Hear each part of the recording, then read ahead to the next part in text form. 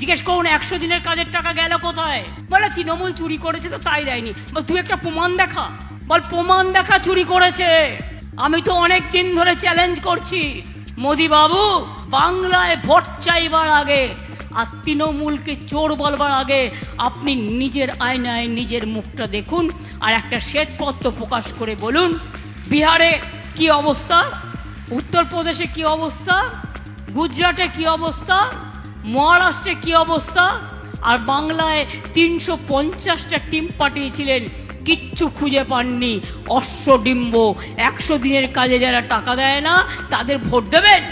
100 दिन का रुपया नहीं है, बीजेपी का वोट नहीं है। বাংলার বাড়ি নেই, বিজেপির ভোট নেই। রাস্তা নেই, বিজেপির ভোট নেই। রেশনের টাকা নেই, বিজেপির ভোট নেই।